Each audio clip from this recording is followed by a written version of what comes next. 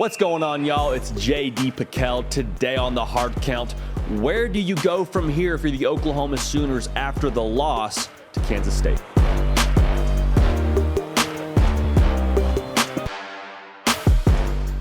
Welcome into the Hard Count, the people's show for every single thing that you know and that you love about college football. It happens here on a daily basis.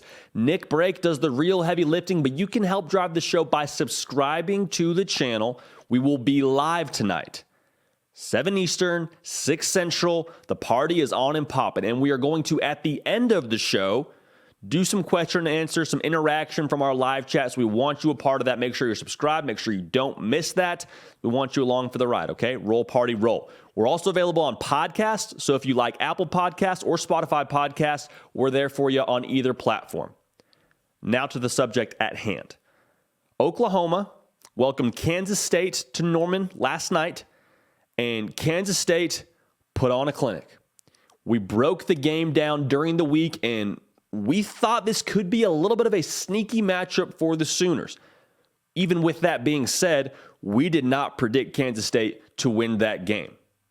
A lot of things to talk about, a lot of things to break down. We'll probably break this game down a little bit more in depth on tonight's live show. Again, 6 Central, 7 Eastern. Make sure you're there for that.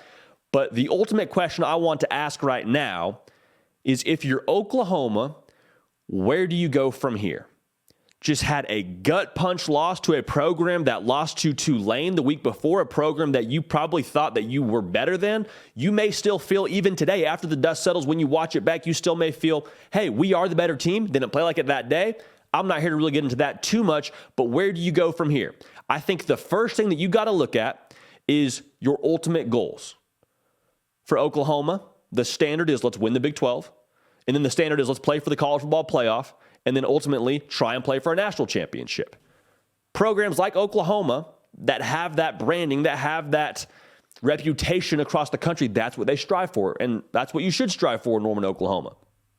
So, again, we're not going to dig too much into that, but what I want to say is all of those goals for the Sooners are still in front of them. Brent Venables alluded to it a little bit in his post-game press conference, but one loss within the Big 12, heck, you play a round robin. You may have to play Kansas State again in Jerry World.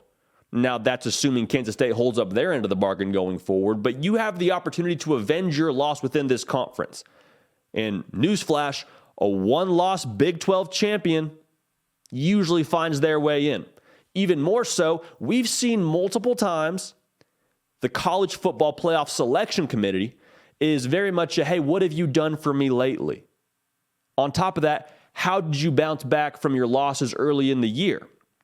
So if this loss were to occur in November, I'd say, oof, maybe you can still win the Big 12, but college football playoff, I mean, teams that lose in November usually have a harder time getting in unless you were undefeated and play in the SEC. No shade. But that's just the way this thing works. So the timing of this loss and the nature of this loss is not fatal, is what I'm trying to tell you. This is not the end of the world for Oklahoma.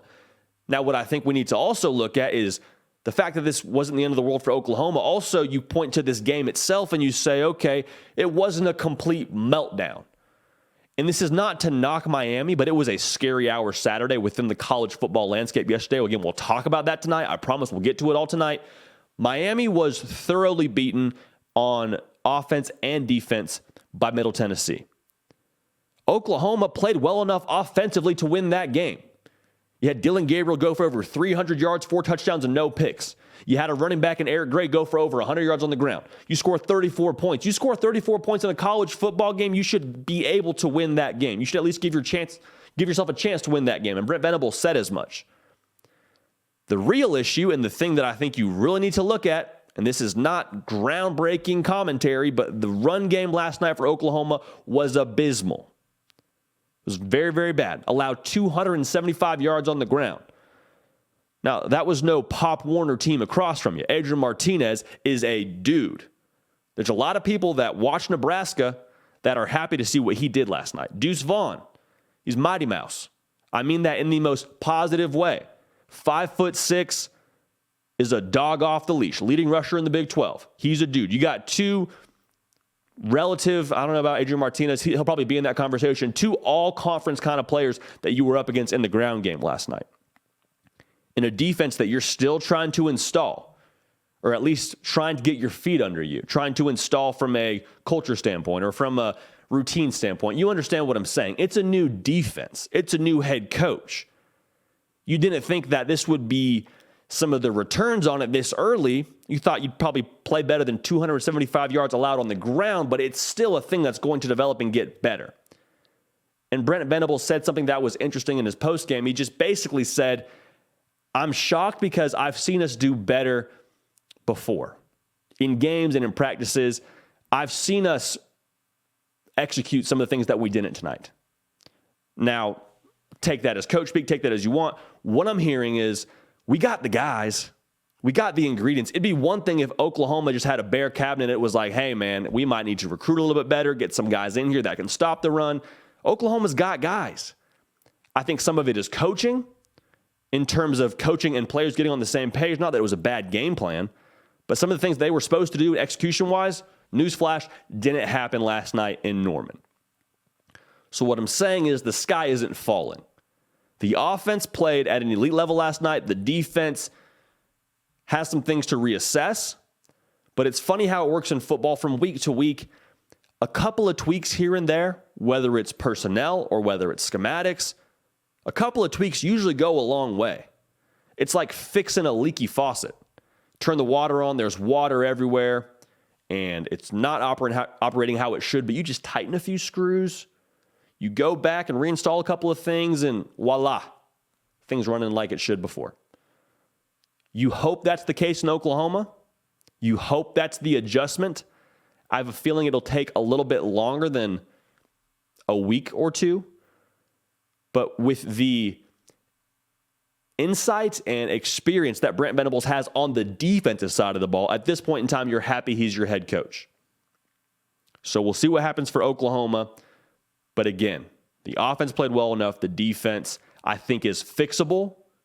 Brent Venables gives the impression it is fixable. And what I saw from a personnel standpoint, I think it is fixable.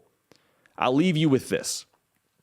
The 2017-2018 Oklahoma team lost first week of October to an Iowa State team, 38-31.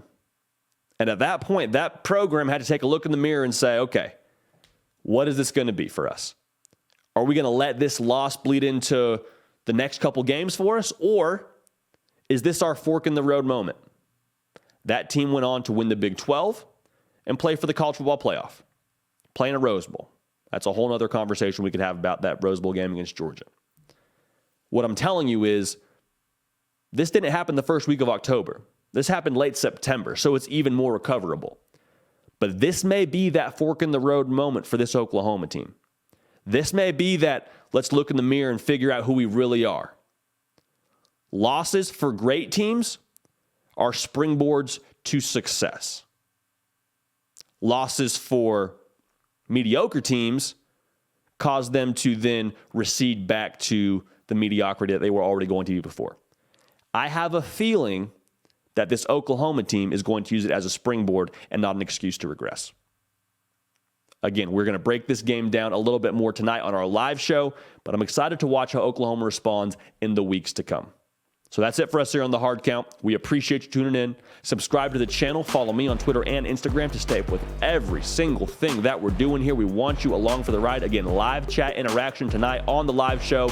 Make sure you don't miss it. Until then, we're going to keep the party rolling, and we will see y'all next time.